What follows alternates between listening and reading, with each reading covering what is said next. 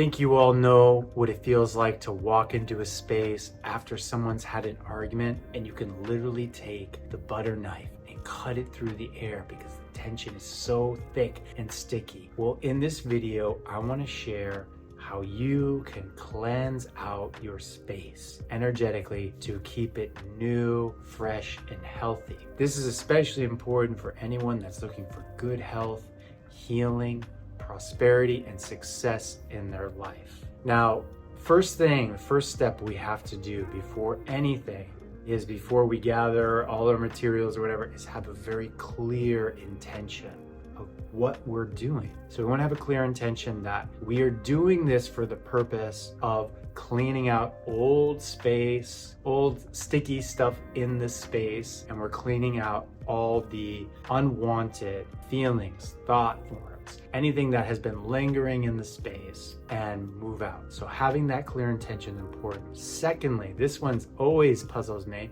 Before you can actually cleanse a space energetically, you need to physically cleanse your space. So you need to actually clean and get the clutter out of the corners and all the places you've stacked books and papers, mail. You have to clean that out first, and then you can begin the process of knowing how to do the right steps to clean it energetically. The third step is make sure you have the proper materials that I will go over in this video that'll help you do it very efficiently and save yourself time and energy.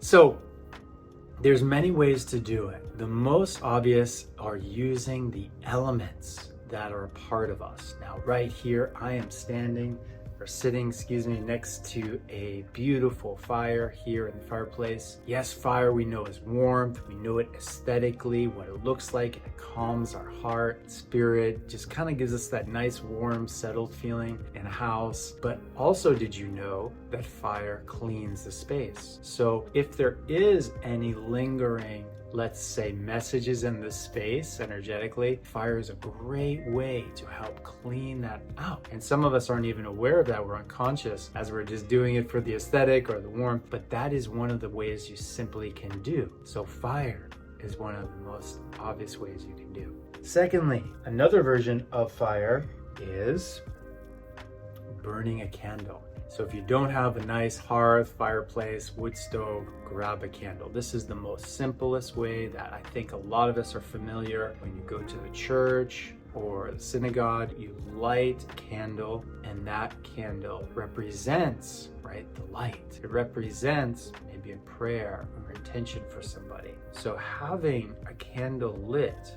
is a great way to first hold that intention in the fire. That can help clear out the space. I highly recommend starting with something high, good quality candle like a beeswax candle. I don't recommend the overly scented candles, just natural is the best, okay? So that's a very simple way to just, any time of the day, light the candle, and right there's the intention. And think about it. What do we do when we celebrate someone's birthday? We light the candles on the cake as a blessing, right? A blessing for that person and everyone else that's involved. And so that is important.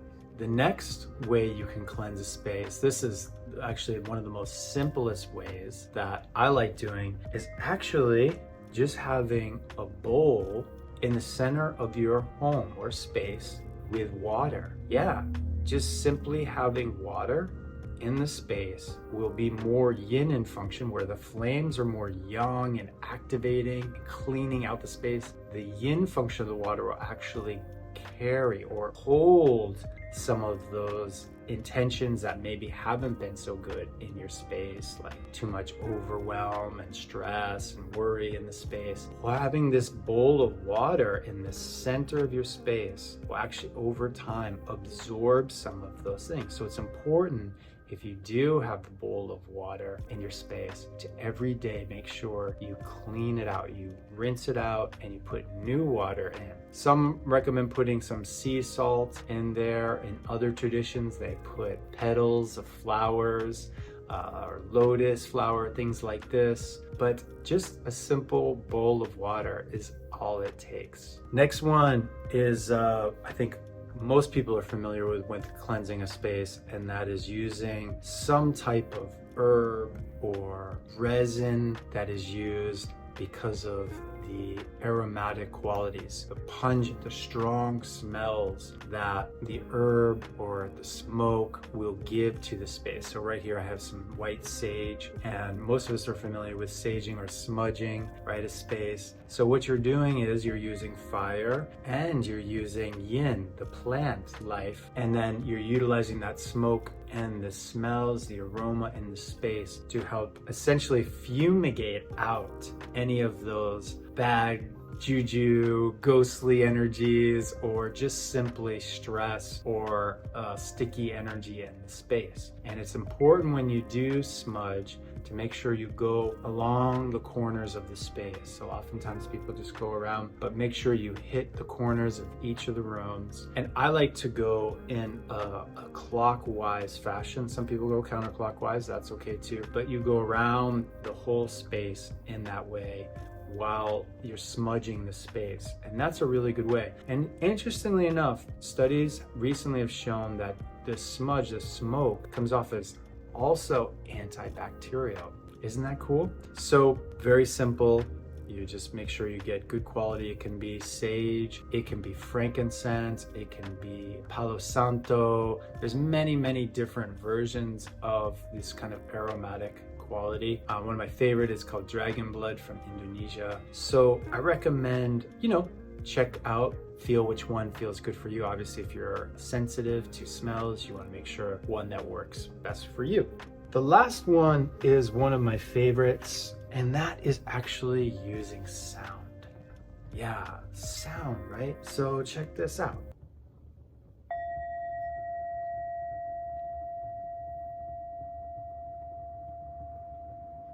The vibration of this Tibetan bowl has powerful impact on the space. It changes vibrationally what's happening into the space by just hitting and allowing that sound to carry out through the space. Just kind of like smudging, you can carry this through your space and keeping this alive. The sound, the vibration penetrates through some of the stickiness and stuck energy. And so I recommend you can do, here's a Tibetan bowl. You can do, what I like to do is just chanting. You can go around your space and chant an incantation or a prayer or mantra that helps open up the space a lot. In my course, Be Love Heal, we have our own mantra that we do every day to uplift our heart and spirit. You can do that one into the space. You can also do singing. Yeah, doing singing. Now this one, you want to make sure again, the intention. What is the intention? So, maybe playing heavy metal music may not be the best for helping clear out, bring in good healing energy, but singing, like some beautiful songs, hymns, things like that in nature can really change the nature of the space. You can always tell when the space, the energy of the space is doing good when there's children in the space and they start singing or humming. So one thing I noticed with my children, whenever we were in a good harmonious place in the space, my children would start spontaneously singing, or you might find that you do that just spontaneously as well. So these are all different ways. There's of course many more, but I wanted to give you just some simple key things that you can do in your place, utilizing